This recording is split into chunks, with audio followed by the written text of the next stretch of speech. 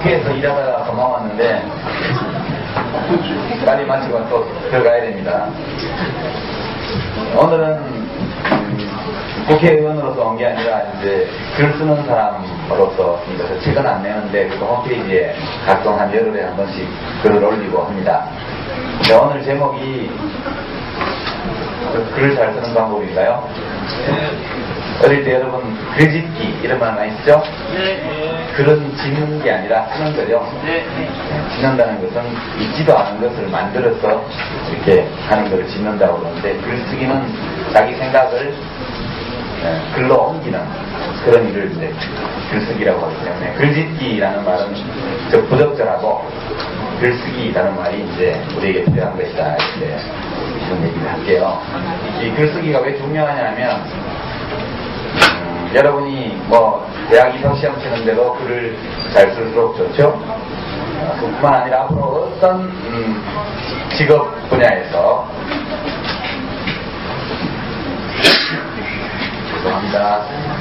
어떤 직업 분야에서 어떤 일을 하더라도 자기 생각을 글로 잘 정리할 수 없는 사람은 그 조직에서 유능한 사람으로 인정받을 수가 없어요. 우리가 평생 살면서 자기 생각을 글로 정리하는 그 기술 또는 방법을 아는 것은 우리가 제대로 인생을 살아가는 데 있어서 불가결한 그런 요소다. 이걸 미리 말씀드려요. 저는 지금까지 책도 뭐 여러 번 쓰고 신문에 칼럼도 많이 쓰고 이렇게 했습니다만 여러 번 만날 때 단 한 번도 문예반장이었다거나 또는 뭐 이른바 글짓기를 잘해서 어떤 상을 받았다든가 이런 적이 단 한 번도 없습니다.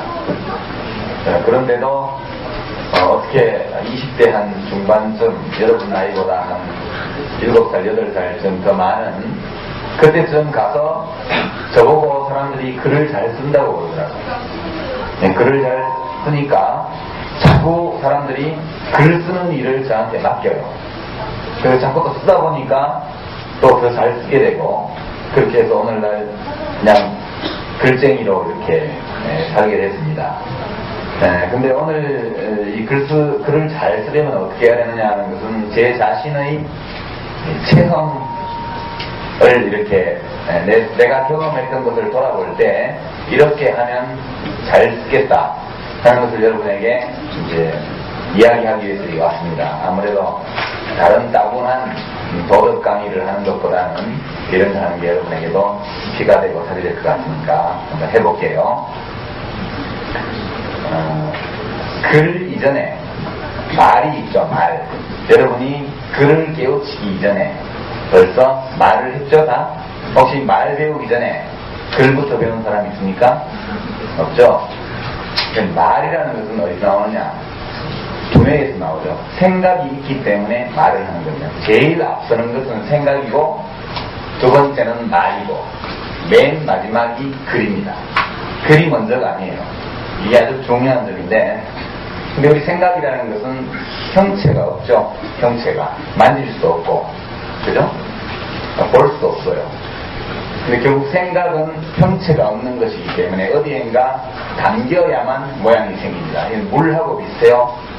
물은 정해진 형상이 없습니다. 동그란 그릇에 담으면 동그란 모양이 되고 동그랗게 담기고 네모난 그릇에 담으면 물도 네모가 되게 돼 있어요. 그래서 우리가 언어라는 것은 말, 글을 합쳐서 언어라고 그러죠. 언어라고 하는 것은 생각을 담는 그릇입니다. 근데 그래서 생각하면 생각이 많이 있어야 그 다음에 언어로 그것을 표현할 수 있다 이렇게 생각할 수도 있지만 그릇 자체가 없으면 물을 담을 수가 없어요. 그릇이 없으면 물이 담기질 않습니다. 그래서 언어가 있어야만 사람이 생각을 할 수가 있어요. 언어가 없으면 생각을 못합니다. 사람은 언어를 통해서 사고하죠.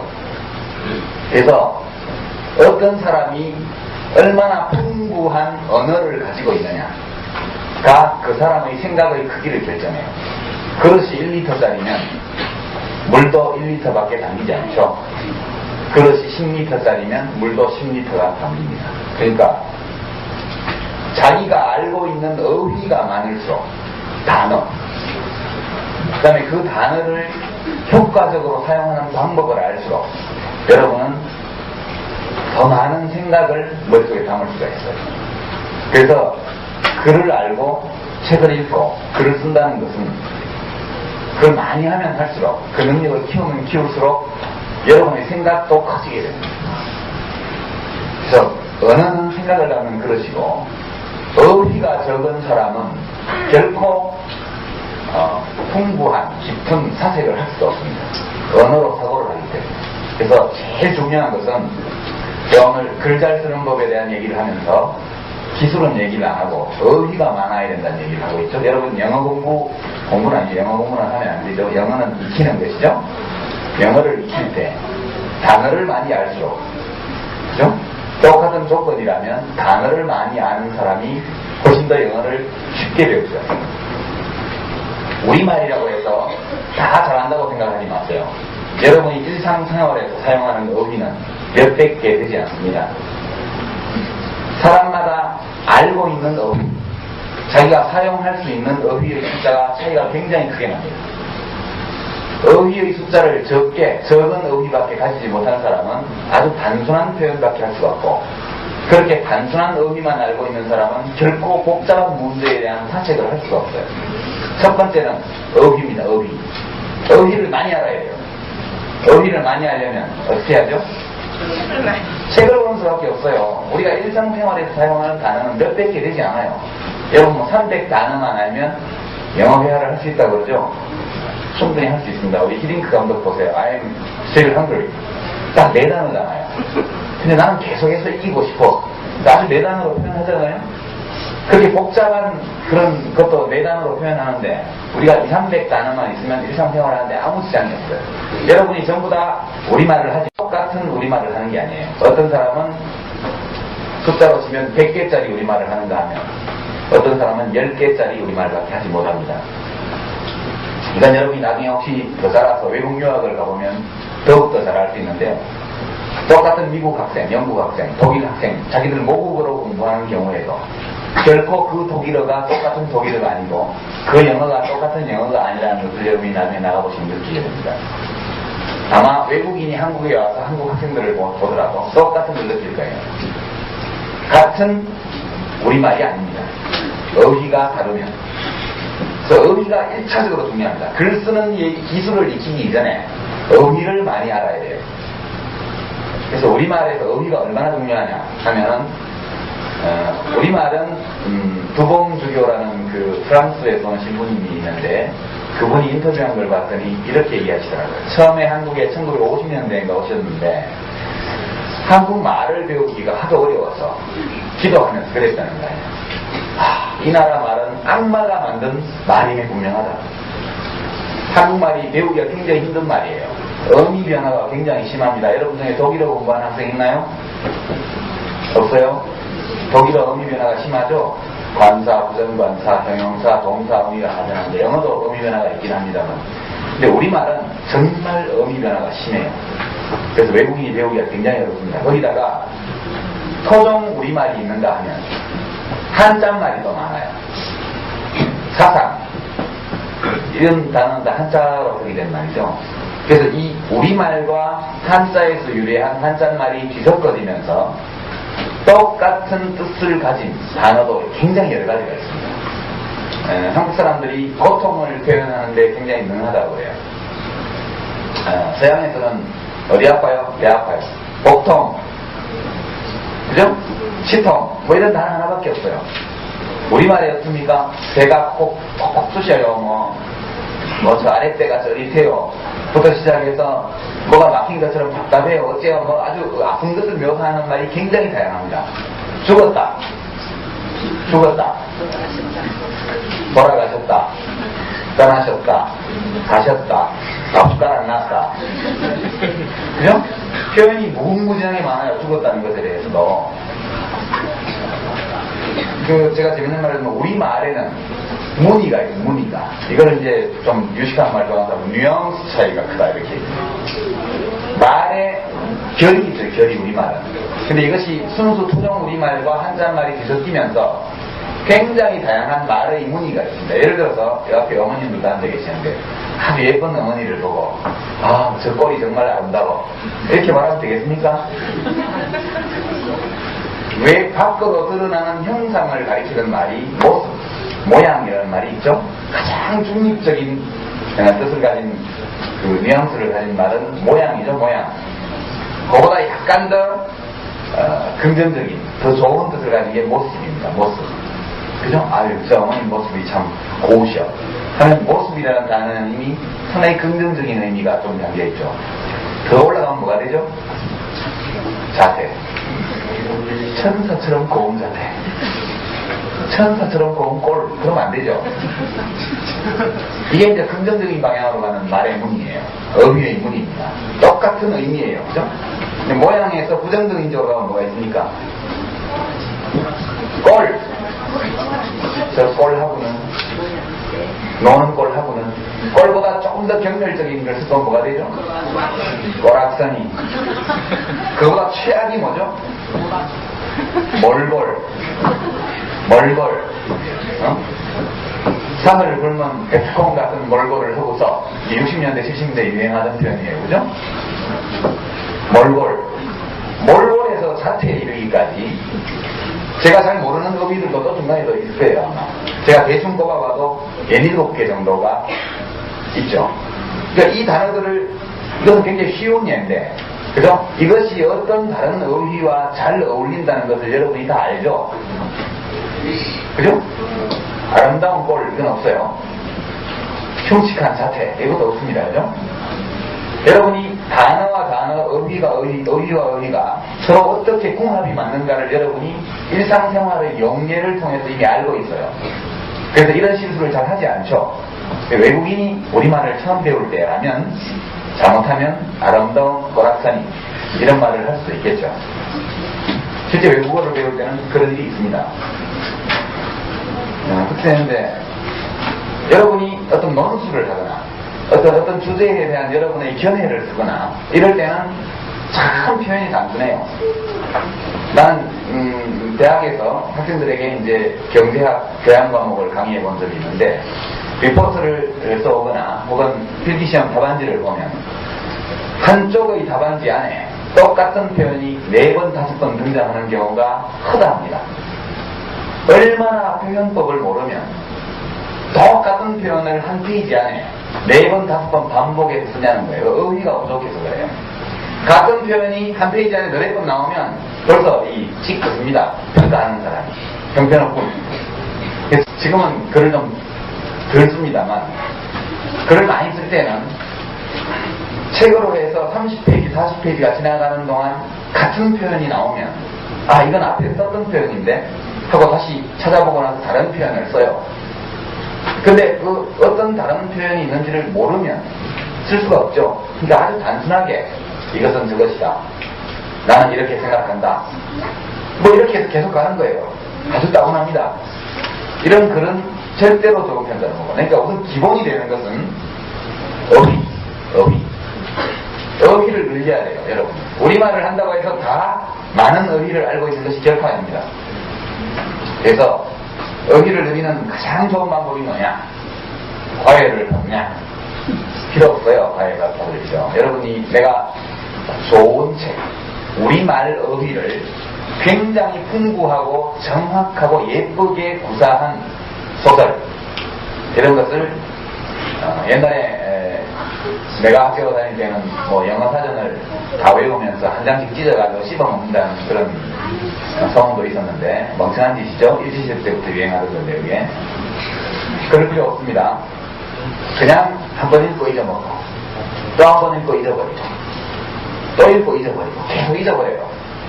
읽고 잊어버리고 외울 필요가 없습니다. 그렇게 읽다 보면 어느 순간인가 그 단어들이, 그 어휘들이 나의 것이 되어 있단 말이에요. 그걸 어떻게 하냐면 계속 입력만 할 때는 그게 자기 것인지 아닌지 모릅니다. 근데 어느 순간 그 어휘들을 자기가 출력하기 시작하면, 출력할 수 있는 단계까지 가면 그런 게 자기 어휘가 되는 거예요. 용법을 알아야 어휘를 사용합니다. 단어를 외우는 건 소용이 없어요. 그래서 제가 권하는 책은 박경리 선생님이 쓰신 토지, 토지, 이 책이 제가 지금까지 읽어본 책 중에서 우리말 어휘를 늘리는 데는 가장 훌륭하게 도움이 되는 책입니다. 거기 보면 낯선 어휘가 많기 때문에 때로는 그 토지 사전이 있죠? 토지에 등장하는 어휘를 설명하는 사전이 있어요. 그거 쓸 필요 없습니다. 그냥 뜻이 이해될 때까지 계속 반복해서 읽으면 사전을 찾아보지 않아도 그 단어가 혹은 그 표현이 어떤 뉘앙스를 가진 어떤 메시지를 지닌 표현이라는 것을 저절로 알게 돼요. 한 5번 읽어도 해석이 안 되는 단어, 이런 것은 사전 한번 찾아보면 좋겠죠. 제가 권하고 싶은 책은 토지입니다. 토지 3부, 4부는 읽지 않아도 돼요. 1부, 2부만. 토지는 우선 굉장히 재미있는 책이에요. 이게 중간에 약간의 남녀 상열지사가 들어있기 때문에 청소년들에게 어떻다 이렇게 말할지 모르지만, 그래서 청소년용 토지가 따로 나왔던데 그거 읽지 마세요. 그냥 오리지널로 읽으십시오. 그런 거 여러분 아시죠? 나도 여러분만한 나이 때는 불량식품도 먹으면서 자라는 거 맞죠? 어릴 때 가게에 가보면 큰 메이커에서 나온 그런 이름 있는 과자보다 상표도 알 수 없고 이런 정체도 알 수 없는 불글불글한 그런 과자가 훨씬 맛있어 보이잖아요. 그런 거 먹으면서 면역력도 키우고 그걸 잘하는 거예요. 독서도 그렇습니다. 독서도 권장도서, 교양도서, 이거 학교에서 주는 거, 문화관광부에서 교육부에서 내리는 거, 이것만 읽는다고 해서 지적으로 튼튼한 그런 사람이 되는 게 아니에요. 불량식품도 먹듯이 불량서적도 읽어도 괜찮습니다. 그죠? 여학생들은 어떤지 모르겠지만 남학생들은 원래 숨어서 못한 거 많이 읽잖아요. 그러니까 토지 정도는 괜찮아요. 충분하니까. 토지 1부와 2부를 가능하다면 10번, 가능하다면 10번. 그러니까 10번이 너무 심하다고 생각하는 사람은 5번. 그냥 모르는 단어가 나와도 괜찮아요. 그냥 읽어요. 재밌으니까 그냥 읽으면 돼요. 계속 한 5번 읽으면 그 토지에 들어있는 어휘, 문장, 표현 방식 이런 것들이 다 여기 입력이 되게 돼요. 어떤 사람은 3번만 읽어도 벌써 출력을 하는 사람이 있고, 조금 타고난 재능이 좀 아쉽게도 좀 무딘 분들은 한 10번 혹은 5번 읽어야 출력이 돼요. 그랬을 때 동원할 수 있는 어휘와 표현 방법을 풍부하게 만드는 가장 좋은 방법은 좋은 책을 반복해서 여러 번 읽는 것이다. 이게 제가 지금까지 살면서 왜 내가 글을 잘 쓰게 되었을까 라고 생각해 볼 때 이것 때문일 것이라고 추정하는 유일한 이유입니다. 사실상 많이 읽지 않으면 절대로 글을 잘 쓸 수 없어요. 아무리 훈련을 하고 아무리 쪽지기 과외 선생님하고 논술 공부를 해도 얼마나 바보 같은 일이에요. 논술 시험을 보는데 예상 문제의 답을 미리 써가지고 그걸 통째로 외워서 들어가 쓴다는 거, 이건 정말 비극적인 거예요. 아이들을 그렇게 키워서 어디다 쓰겠어요. 그죠? 여러분 그런 거 절대 하지 마세요. 책을 많이 읽으면 됩니다. 밤중에 참고사항 보고 학원 안 가고 토지 읽고 있다고 타박하지 마시고, 어머니들은 그게 다 피가 되고 살이 되는 거기 때문에 많이 믿어주세요. 두 번째로, 어휘가 어느 정도 있다면, 그러면 아무 어휘나 많이 안다고 글을 잘 쓸 수 있는 게 아니에요. 제가 아까 얘기했죠. 생각이 먼저. 두 번째가 말, 세 번째가 글입니다. 먼저 말이 있고 나중에 글이 생겼어요. 먼저 말을 배우고 나중에 글을 씁니다. 글은 짓는 게 아니에요. 생각을 말하는 대신 글로 옮기는 것이 글쓰기입니다. 그렇기 때문에 언제나 글에서도 기본이 되는 것은 말이지 글이 아니에요. 이걸 달리 표현하면 말에는 글말과 입말이 있어요. 글말은 종이에 써진 그 말이고 입말은 우리가 하는 말입니다. 입말이 기본이고 글말은 그 기본을 옮긴 거에 불과해요. 근데 우리가 종종 보면 아주 일상생활에서 쓰지 않는 문어체의 문장을 쓰거나 이런 경우가 들어들어 있습니다. 그것은 말이 글의 지배를 받아서 그런 거예요. 좋은 글은 말하듯이 옮겨놓은 글이 좋은 글입니다. 가장. 그러니까 이런 거죠. 우리가 말로는 하지 않는 단어, 말로는 쓰지 않는 표현, 이런 것들을 글로 쓴 것은 엉터리예요. 여러분이 지금 우리가 쓰고 있는 말과 글이 얼마나 이쁘지 않고 좋은 글은요, 써놓고 소리내서 읽어보면 듣기도 좋아요. 글 써놓으면 그럴듯한데 읽어보면 아주 어감이 나쁘고 이런 글은 잘못된 글입니다. 그러니까 내가 추천하고 싶은 책은 이호덕 선생님, 얼마 전에 돌아가셨죠? 이호덕 선생님이 쓰신 우리 글 가로쓰기 1권만 읽으면 돼요. 2권, 3권 읽어 안 읽어도 됩니다. 1권 첫 권 한 권만 여러분이 화장실에 놔두고, 예? 화장실에 놔두고, 이것은 진지하게 읽지 않아도 돼요. 화장실에 놔두고 잠깐씩 몇 페이지씩 읽어보면 됩니다. 그러면 여러분이 쓰는 글과 말이 얼마나 잘못되어 있는지를 알 수 있어요. 여러분이 방송에서도 많이 들을 겁니다. 요즘 어떤 지식인들이 나와가지고 이렇게 표현합니다. 그것은 우리 사회가 더 발전되어지고, 이렇게 표현합니다. 우리 사회가 좀 더 발전되어지면 해결되어질 수 있는 문제라고 보입니다. 이렇게 얘기해요. 이것은 우리말이 아닙니다. 우리말에 발전되어지고라는 건 없어요. 이건 전부 일본어와 영어의 피동형 문장에서 넘어온 겁니다. 우리나라가 좀 더 발전하면, 이렇게 표현해야죠. 우리나라가 좀 더 발전하면, 사회가 좀 더 발전하면, 그러면 저절로 해결되어질이 아니고 저절로 해결할 수 있는, 저절로 해결되는, 그렇게 돼야 되죠. 저절로 해결할 수 있는, 저절로니까 해결되는 일 맞겠죠. 저절로 해결될 문제라고 저는 생각합니다. 이렇게 얘기해야 되는데 해결될 문제로 보입니다. 나는 없어요. 나는 내가 없어요. 내가 글쓰기에. 여러분 신문 보시죠. 나는 이렇게 생각한다는 칼럼을 본 적이 있습니까? 거의 없죠.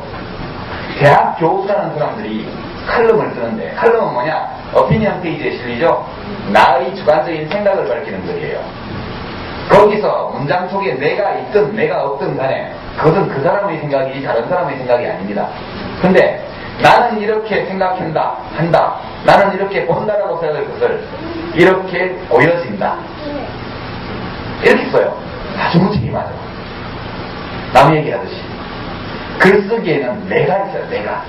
그러니까 나를 표현하기 위해서 우리말에는 수동 문장이 원래 거의 없습니다. 아주 예외적인 경우가 아니면 수동 문장을 쓰지 않아요. 그리고 우리말에는 무생물 주어라는 게 없습니다. 그죠? 영어나 이런 데서는, 영어나 이런 말에서는 무생물 주어를 써가지고 사람이 등장하지 않는 문장이 많이 있어요. 우리말에는 그런 것은 없습니다. 그러니까 무생물 주어가 들어있는 피동적 문장을 계속 우리말로 쓰니까 이게 전혀 리듬도 안 맞고 예쁘지도 않은 우리말이에요. 거기다가 한자말 많이 쓰죠? 무슨 적, 그죠? 발전적, 그죠? 적적한 거 일본말에 쓴 겁니다. 읽어보세요. 얼마나 피곤해요. 소리내서. 어떨 땐 적 소리가 나죠. 발전적, 그죠? 마음적으로다. 세상에 그런 말이에요. 마음으로는, 마음에는 이렇게 해야 마음적으로야 참 아프죠. 우리말은 완전히 비틀어져 있습니다. 이건 이제 우리말이 아닌 것이 들어와서 그렇게 된 겁니다. 그러니까 글을 제대로 쓰기 위해서는 읽는 사람이 편하게 읽을 수 있는 글이라야 돼요. 소리 내어서 읽을 때 예쁘게 들리는 글이라야 좋은 글입니다. 그래서 어휘를, 제대로 된 우리말 어휘를 제대로 쓰는 것. 이것이 이제 글쓰기의 기본이죠. 그 다음, 첫 번째가 어휘. 그죠? 첫 번째가 어휘. 어휘를 키우기 위해서는 좋은 책을 여러 번 읽으라는 것이 아니라 하나를 선정해서 반복해서 읽어야 돼요. 그것이 자기 것이 됩니다. 두 번째는 그렇게 하는 과정에서 우리는 좋은 글만 만나는 것이 아니라 도체에 널린 나쁜 글들을 만나요. 우리가 읽는 책들은 심하게 오염되어 있는 문장으로 가득 차 있습니다. 우리가 숨쉬는 공기가 오염되고 우리가 마시는 물이 오염되고 그런 것처럼 우리가 쓰는 글과 말도 오염되어 있고 병들어 있습니다. 여러분이 면역력을 길러야 돼요. 아무 책이나 읽는다고 마음의 양식이 되는 게 아니에요. 음식도 상한 걸 먹으면 독이 되는 것처럼 못되게 써진 그런 책을 많이 읽으면 우리가 쓰는 말이, 우리가 쓰는 글이 병들게 됩니다. 그래서 여러분이 언제나 좋은 글만 읽을 수 없기 때문에 나쁜 글을 읽을 때는 잘못 쓰진 글을 알아볼 수 있는 능력, 이걸 길러야 되고, 그렇게 스스로 면역성을 가지고 있는, 우리가 아이들을 키울 때 멸균실에서 아이를 키울 수는 없잖아요. 나가면 세균이 드글드글한데 학교 갔다 오다가 불량식품 사 먹을지 모르는데 아이들에게 필요한 것은 나쁜 것이 들어와도 그것을 인지하고 있는 능력이죠. 인체에서 항체를 형성하는 그런 능력이 중요한 것처럼 정신적으로 또는 지식면에서도 나쁜 것을 알아볼 줄 알고 그것을 극복할 수 있는 정신의 어떤 저항력 이런 것들을 드러내기 위해서는 이런 이호덕 선생의 책과 같은 것을 여러 번 읽을 필요도 없고 한 번만 읽어보세요. 한 번만. 마지막으로 여러분에게 말씀드리고 싶은 것은 글쓰기를 할 때 그것이 사실에 관한 것인지 해석에 관한 것인지를 분명하게 구별해야 돼요. 이런 거죠. 야, 이효리가 김희선보다 더 예뻐. 이렇게 누가 말했다 칩시다. 아니야, 효리보다 김희선이 더 예뻐. 누가 그렇게 반박을 했다 칩시다. 이 논쟁을 밤새도록 해서 끝이 날까요? 아니요. 안 나죠. 이것은 각자의 취향에 관련된 문제입니다.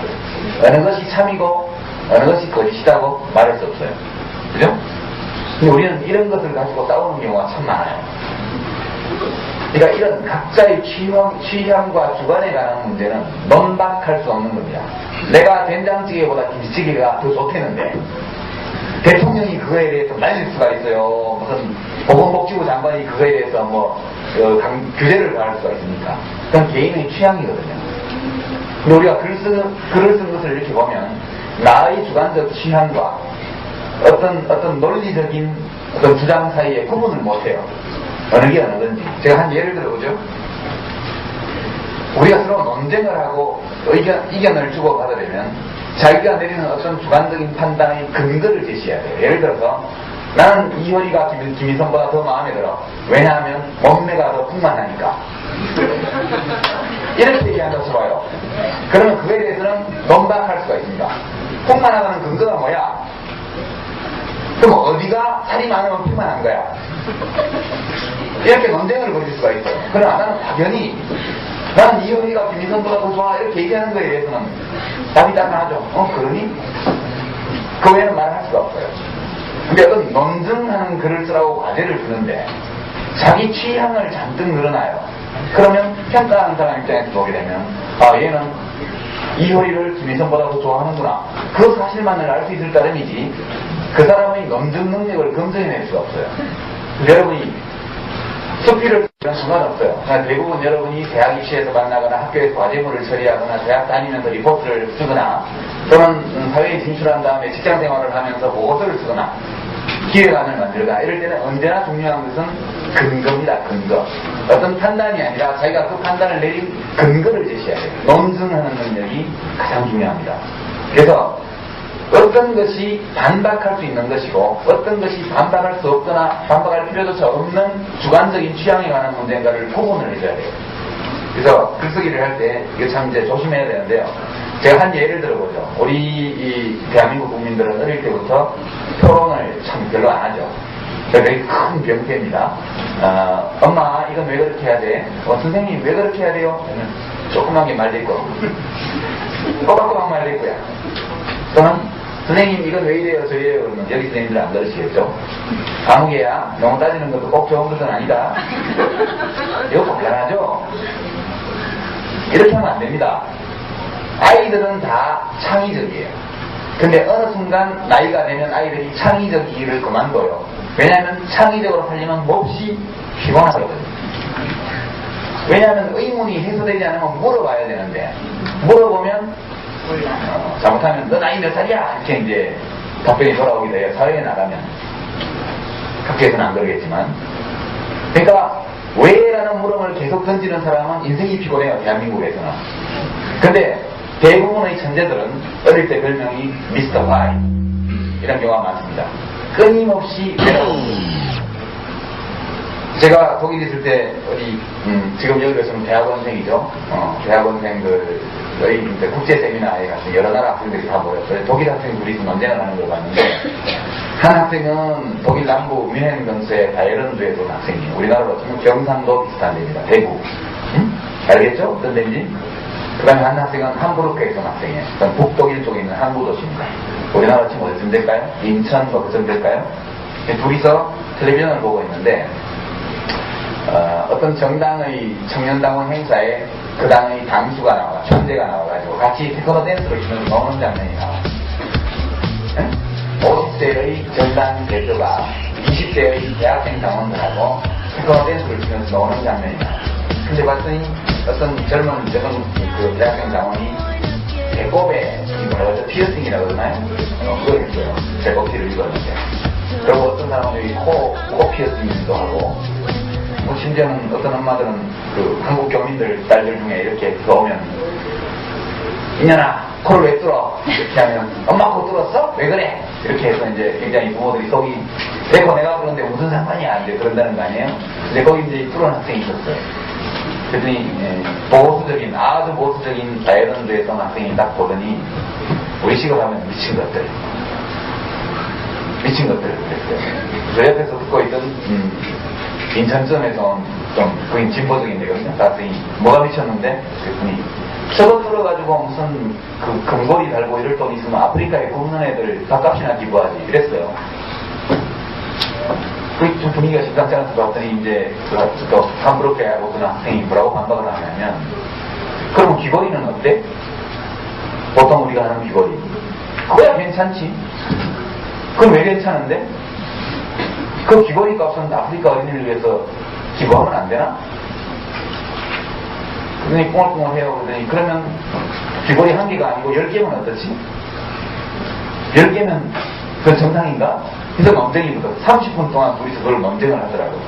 결론은 뭐냐 하면 정상적인 장신구, 이른바 다운표 치고 정상적인 장신구와 이른바 다운표 치고 미친 짓으로 분류되는 피어싱 사이에 정상적인 어떤 시장행위, 정상적인 그런 시장과 미친 짓 같은 피어싱 사이를 딱 갈라놓을 수 있는 경계선은 없다. 이것이 결론이었어요.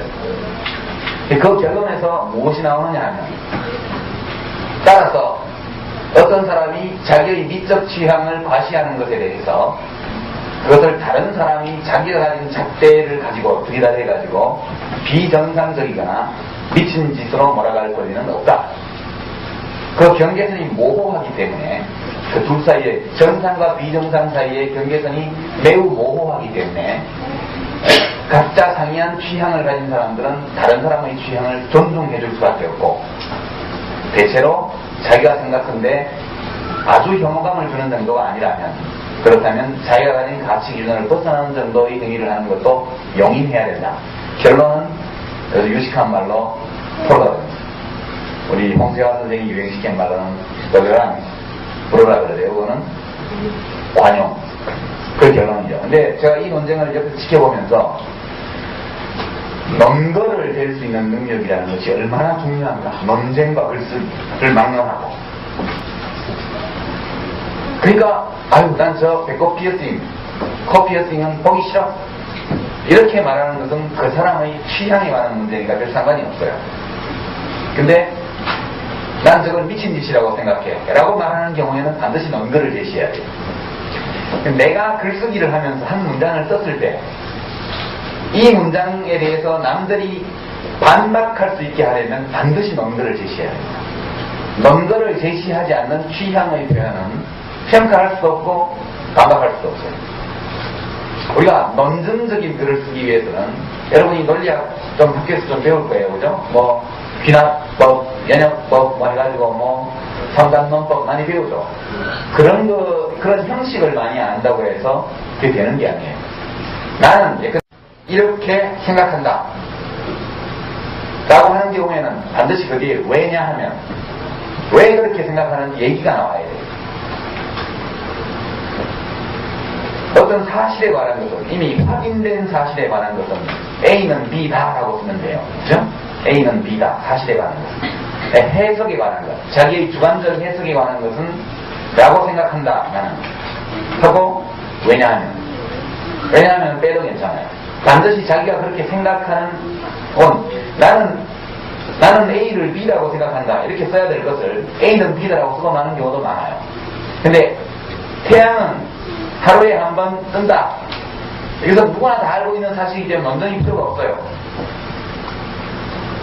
그 그러나 다른 어떤 것을 표현했을 때 남들이 모두 인정하지 않는 어떤 것, 다른 사람들이 다 인정할 수 없는 어떤 것을 주장할 때는 그것을 형식상 A는 B다라고 쓰는 경우에도 반드시 자기가 A를 B로 생각하는 이유를 적어야 됩니다.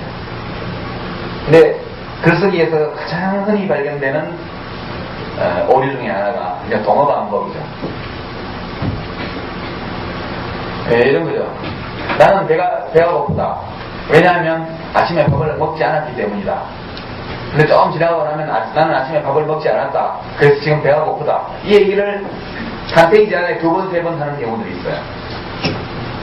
반복, 불필요한 반복, 그런 것도 필요해요. 항상 중요한 것은 필요한 얘기만 하고, 자기가 하는 이야기 중에서 논증이 필요한 사항에 대해서는 반드시 그렇게 주장하는 근거를 하나, 둘, 셋, 넷, 하나, 둘 또는 하나 이렇게 밝혀주는 거. 그래야만 그것을 평가할 수가 있어요. 제가 글을 잘 쓴다는 사실을 저는 몰랐습니다. 잘 몰랐는데 언제 처음 나도 글을 좀 잘 쓴다라는 느낌을 가졌냐 하면 제가 1978년에 대학 입학시험을 봤으니까 끝났나봐요. 1분만 더 하겠습니다. 괜찮죠? 1분은 3분만 더 할게요. 그때는 예비고사라고 지금 수능시험 같은 게 있고 또 이제 거기다 0.4를 곱해갖고 안고 들어가서 최종 라운드, 본고사 이게 또 시험으로 합쳐서 이렇게 뽑는 제도였는데 저희 때는 국어, 영어, 수학, 사회 이렇게 이제 본고사를 봤어요. 근데 국어 시험에 굉장히 큰 점수 100점 만점에 한 20점쯤 되는 그런 문제가 장문 문제였어요. 내가 사랑하는 생활 그런 제목이었는데 이건 제가 지금 기억하는 제목이고 그 당시에 정확히 기억을 되살려보면 나의 사랑하는 생활 그렇게 돼 있었어요. 나의 사랑하는 생활이라는 것은 잘못된 우리말이죠. 그런데 일본식 표현입니다. 그죠? 내가 사랑하는 생활이라는 제목이었어요. 그래서 제가 400자 원고지를 600자 원고지를 채우는 거였는데 열심히 잘 썼습니다. 또 나서 봤더니 제 글의 주제는 뭐냐면 나는 평범하게 사는 생활을 사랑한다. 그게 저희 주장의 여지였는데 나중에 봤더니 성적도 좋고 그리고 스스로 생각해 꽤 잘 썼다 이렇게 생각을 했어요. 그리고 나중에 이건 이제 글을 잘 쓰는 마지막 요령에 관한 겁니다. 이건 진짜 비결인데 아무에게나 알려주면 안 되는데 항상 수첩을 가지고 다녀야 됩니다. 생각은 어떤 그림자 같은 거예요. 버스를 타고 가는데 목욕을 하는데 갑자기 어떤 생각이 스쳐가요. 이건 매우 중요한 생각이에요. 내가 지금 느끼기에 이게 중요한 생각이다. 꼭 기억해놔야겠다. 집에 가면 아까 버스를 타고 올 때 무슨 생각이 났었는데 그게 뭐에 대한 생각이었더라? 굉장히 중요하다는 생각을 했다는 것만 기억에 남고 정작 그것이 무엇이었는지는 잡히지 않는 경우가 대단히 많습니다. 수첩을 가지고 다녀요. 작은 수첩을. 무엇인가 스치고 지나가면 캐치를 잡아요. 무엇이든 상관없어요. 그냥 완벽한 문장을 만들지 않아도 일단 메모를 해요. 그러고 나서 그 다음에 메모를 몇 가지 중요한 단어를 메모한 다음에 그걸 다시 정리를 해요. 또는 친구랑 영화를 보기로 약속을 했는데 영화관 앞에 있는 햄버거 집에서 기다리고 있다. 근데 친구가 20분 늦겠다고 전화가 왔다 이런 얘기예요. 여러분 앉아서 뭐합니까? 멍청하게 앉아있거나 옆에 오락기가 있으면 오락을 한번 하든가 또는 뭐 PDA 같은 거 가지고 있으면 뭐 그걸로 누구한테 뭐 핸드폰 있으면 문자 메시지 보내든가 뭐 그런 거 하겠죠.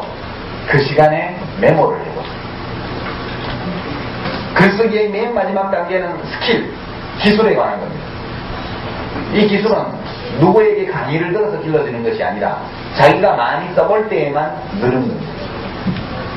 많이 써볼수록 빨리 쓰게 돼요.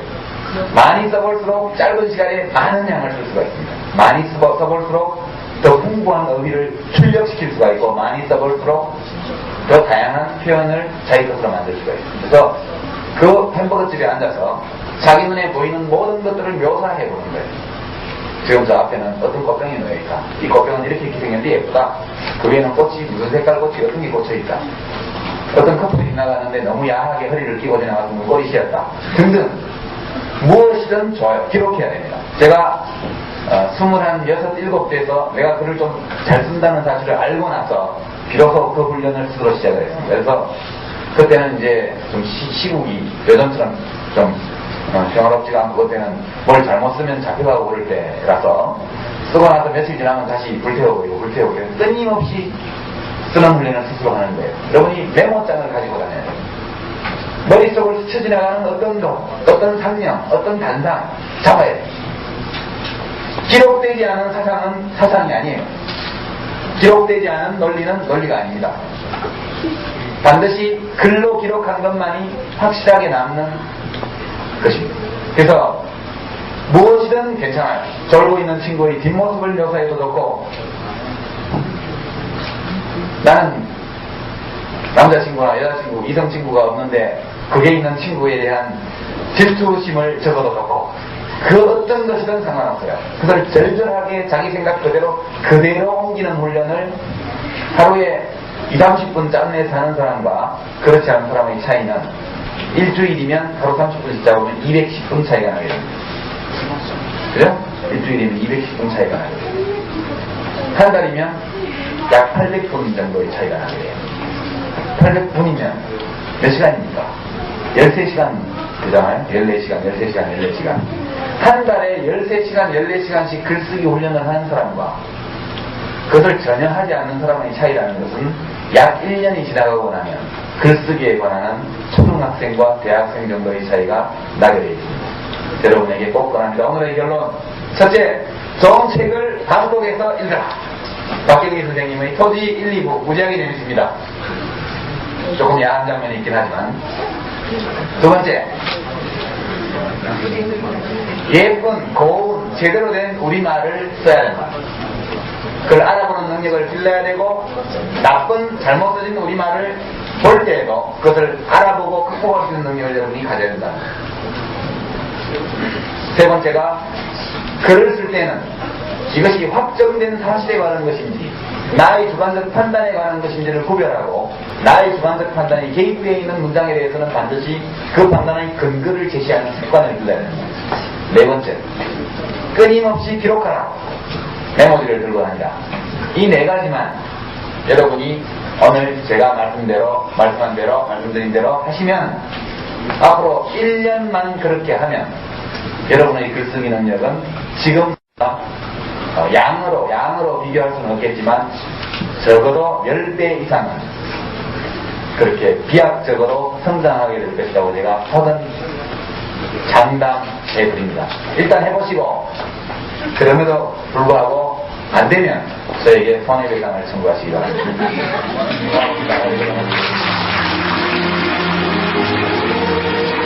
단어를 많이 아는 사람이 훨씬 더 영어를 쉽게 배우죠. 우리말이라고 해서 다 잘한다고 생각하지 마세요. 여러분이 일상생활에서 사용하는 어휘는 몇백 개 되지 않습니다.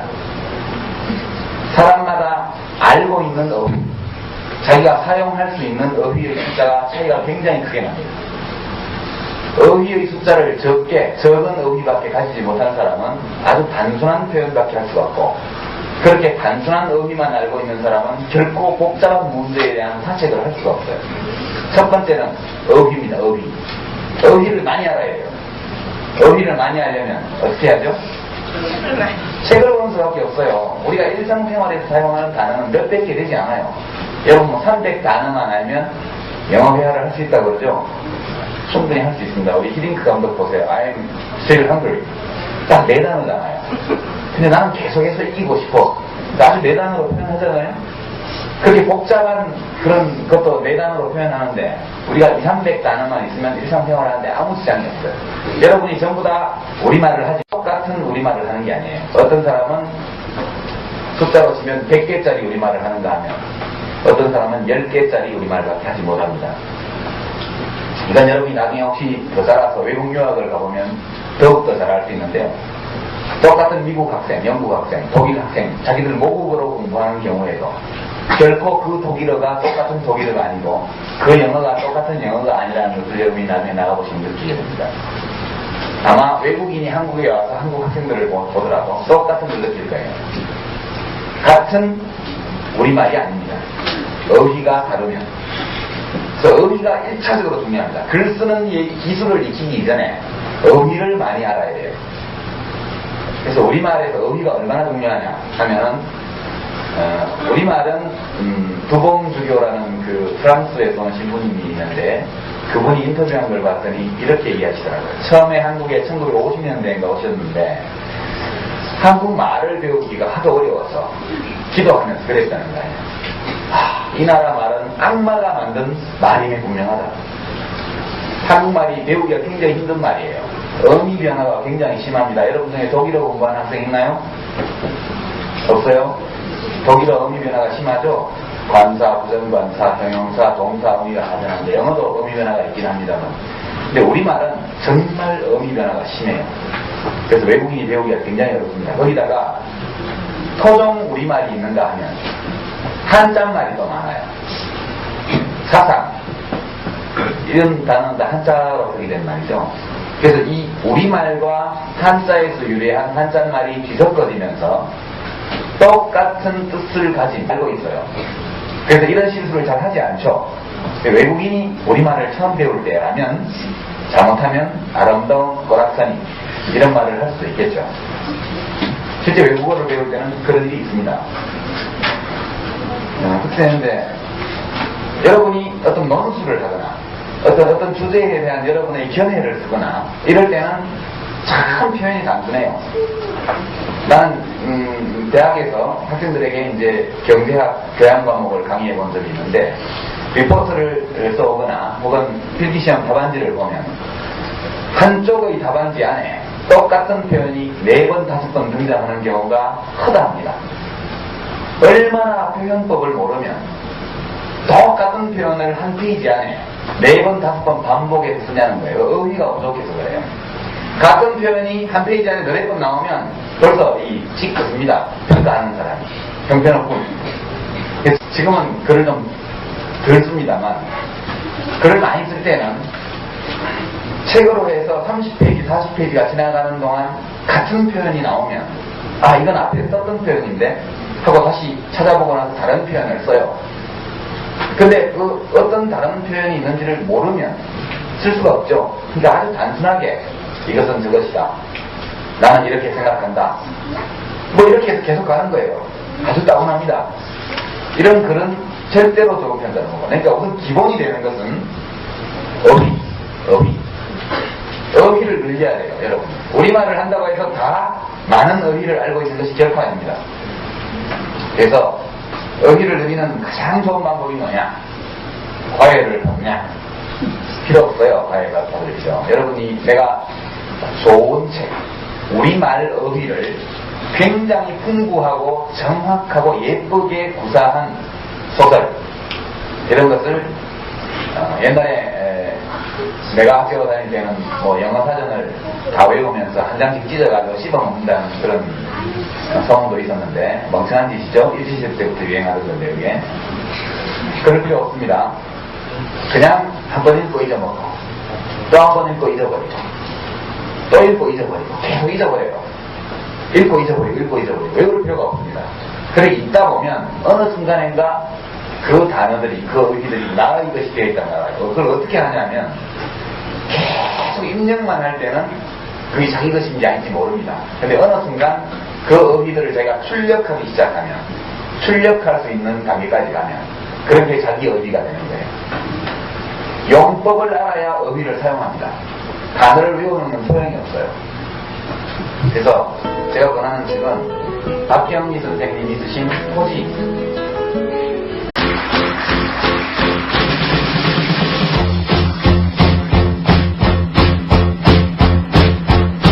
안녕하세요. 지금 국회에서 일하다가 도망왔는데 빨리 마치고 또 들어가야 됩니다.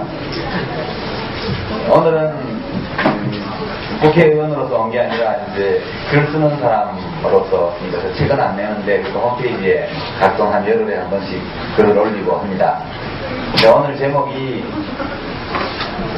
글을 잘 쓰는 방법인가요? 어릴 때 여러분 글짓기 이런 말 많이 쓰죠? 네. 글은 짓는 게 아니라 쓰는 거죠. 짓는다는 것은 있지도 않은 것을 만들어서 이렇게 하는 것을 짓는다고 그러는데, 글쓰기는 자기 생각을 글로 옮기는 그런 일을 이제 글쓰기라고 하기 때문에, 글짓기라는 말은 저 부적절하고 글쓰기라는 말이 이제 우리에게 필요한 것이다, 이렇게 이런 얘기를 할게요. 이 글쓰기가 왜 중요하냐면, 여러분이 뭐 대학 입학 시험 치는데도 글을 잘 쓸수록 좋죠. 그뿐만 아니라 앞으로 어떤 직업 분야에서 죄송합니다. 어떤 직업 분야에서 어떤 일을 하더라도 자기 생각을 글로 잘 정리할 수 없는 사람은 그 조직에서 유능한 사람으로 인정받을 수가 없어요. 우리가 평생 살면서 자기 생각을 글로 정리하는 그 기술 또는 방법을 아는 것은 우리가 제대로 인생을 살아가는 데 있어서 불가결한 그런 요소다. 이걸 미리 말씀드려요. 저는 지금까지 책도 뭐 여러 번 쓰고 신문에 칼럼도 많이 쓰고 이렇게 했습니다만, 여러 번 만날 때 단 한 번도 문예반장이었다거나 또는 뭐 이른바 글짓기를 잘해서 어떤 상을 받았다든가 이런 적이 단 한 번도 없습니다. 그런데도 어떻게 20대 한 중반쯤, 여러분 나이보다 한 7살, 8살쯤 더 많은 그때쯤 가서 저보고 사람들이 글을 잘 쓴다고 그러더라고요. 글을 잘 쓰니까 자꾸 사람들이 글 쓰는 일을 저한테 맡겨요. 그래서 자꾸 또 쓰다 보니까 또 더 잘 쓰게 되고, 그렇게 해서 오늘날 그냥 글쟁이로 이렇게 살게 됐습니다. 근데 오늘 이 글을 잘 쓰려면 어떻게 해야 되느냐 하는 것은 제 자신의 체험을 이렇게 내가 경험했던 것을 돌아볼 때 이렇게 하면 잘 쓰겠다 하는 것을 여러분에게 이제 이야기하기 위해서 여기 왔습니다. 아무래도 다른 따분한 도덕 강의를 하는 것보다는 단어도 굉장히 여러 가지가 있습니다. 한국 사람들이 고통을 표현하는데 굉장히 능하다고 해요. 서양에서는 어디 아파요? 배 아파요. 복통, 그죠? 치통, 뭐 이런 단어 하나밖에 없어요. 우리말에 없습니까? 배가 콕콕 쑤셔요. 뭐 저 아랫배가 저릿해요. 부터 시작해서 뭐가 막힌 것처럼 답답해요. 어째요? 뭐 아주 아픈 것을 묘사하는 말이 굉장히 다양합니다. 죽었다, 돌아가셨다, 떠나셨다, 가셨다, 밥숟가락 났다. 그죠? 표현이 무궁무진하게 많아요. 죽었다는 것에 대해서도. 제가 재밌는 말을 하면 우리말에는 무늬가 있어요. 무늬가. 이거는 이제 좀 유식한 말 좋아하는 사람은 뉘앙스 차이가 크다 이렇게. 말의 결이 있어요. 결이 우리말은. 근데 이것이 순수 토종 우리말과 한자말이 뒤섞이면서 굉장히 다양한 말의 무늬가 있습니다. 예를 들어서 옆에 어머님들도 앉아 계시는데 아주 예쁜 어머니를 보고 저 꼴이 정말 아름다워 이렇게 말하면 되겠습니까? 왜 밖으로 드러나는 형상을 가리키는 말이 모습, 모양이라는 말이 있죠? 가장 중립적인 뜻을 가진 그 뉘앙스를 가진 말은 모양이죠, 모양. 그보다 약간 더 긍정적인, 더 좋은 뜻을 가진 게 모습입니다, 모습. 그죠? 저 어머님 모습이 참 고우셔. 저는 모습이라는 단어는 이미 상당히 긍정적인 의미가 좀 담겨있죠. 더 올라가면 뭐가 되죠? 자세. 천사처럼 고운 자세. 천사처럼 고운 꼴. 그러면 안 되죠. 이게 이제 긍정적인 방향으로 가는 말의 무늬예요. 어휘의 무늬입니다. 똑같은 의미예요. 그죠? 근데 모양에서 부정적인 쪽으로 가면 뭐가 있습니까? 꼴. 저 꼴하고는, 노는 꼴하고는, 꼴보다 조금 더 경멸적인 걸 쓰면 뭐가 되죠? 꼴악선이. 그거보다 최악이 뭐죠? 몰골. 산을 굴면 백콩 같은 몰골을 하고서 60년대, 70년대 유행하던 표현이에요. 그죠? 몰골에서 사태에 이르기까지 제가 잘 모르는 의미들도 또 중간에 더 있을 거예요, 아마. 제가 대충 꼽아봐도 17개 정도가 있죠. 그러니까 이 단어들을, 이건 굉장히 쉬운 예인데, 그죠? 이것이 어떤 다른 어휘와 잘 어울린다는 것을 여러분이 다 알죠? 그죠? 아름다운 꼴, 이건 없어요. 흉측한 자태, 이것도 없습니다. 그죠? 여러분이 단어와 단어, 어휘와 어휘가 서로 어떻게 궁합이 맞는가를 여러분이 일상생활의 용례를 통해서 이미 아는 이런 하는 게 여러분에게도 피가 되고 살이 될 것 같으니까 한번 해볼게요. 글 이전에 말이 있죠, 말. 여러분이 글을 깨우치기 이전에 벌써 말을 했죠, 다? 혹시 말 배우기 전에 글부터 배운 사람 있습니까? 없죠? 말이라는 것은 어디서 나오느냐? 두 명에서 나오죠. 생각이 있기 때문에 말을 하는 겁니다. 제일 앞서는 것은 생각이고, 두 번째는 말이고, 맨 마지막이 글입니다. 글이 먼저가 아니에요. 이게 아주 중요한 점인데, 근데 우리 생각이라는 것은 형체가 없죠. 형체가. 만질 수도 없고, 그죠? 볼 수도 없어요. 근데 결국 생각은 형체가 없는 것이기 때문에 어디엔가 담겨야만 모양이 생깁니다. 이건 물하고 비슷해요. 물은 정해진 형상이 없습니다. 동그란 그릇에 담으면 동그란 모양이 되고 동그랗게 담기고, 네모난 그릇에 담으면 물도 네모가 되게 돼 있어요. 그래서 우리가 언어라는 것은 말, 글을 합쳐서 언어라고 그러죠. 언어라고 하는 것은 생각을 담는 그릇입니다. 근데 그래서 생각하면 생각이 많이 있어야 그 다음에 언어로 그것을 표현할 수 있다, 이렇게 생각할 수도 있지만, 그릇 자체가 없으면 물을 담을 수가 없어요. 그릇이 없으면 물이 담기질 않습니다. 그래서 언어가 있어야만 사람이 생각을 할 수가 있어요. 언어가 없으면 생각을 못합니다. 사람은 언어를 통해서 사고하죠. 그래서 어떤 사람이 얼마나 풍부한 언어를 가지고 있느냐가 그 사람의 생각의 크기를 결정해요. 그릇이 1리터짜리면 물도 1리터밖에 담기지 않죠. 그릇이 10리터짜리면 물도 10리터가 담깁니다. 그러니까 자기가 알고 있는 어휘가 많을수록 단어, 그 다음에 그 단어를 효과적으로 사용하는 방법을 알수록 여러분은 더 많은 생각을 머릿속에 담을 수가 있어요. 그래서 글을 알고 책을 읽고 글을 쓴다는 것은 그걸 많이 하면 할수록, 그 능력을 키우면 키울수록 여러분의 생각도 커지게 됩니다. 그래서 언어는 생각을 담는 그릇이고, 어휘가 적은 사람은 결코 풍부한 깊은 사색을 할 수가 없습니다. 언어로 사고를 하기 때문에.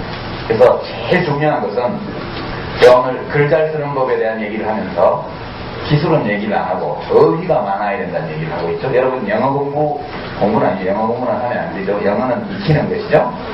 영어를 익힐 때 단어를 많이 알수록, 그죠? 똑같은 조건이라면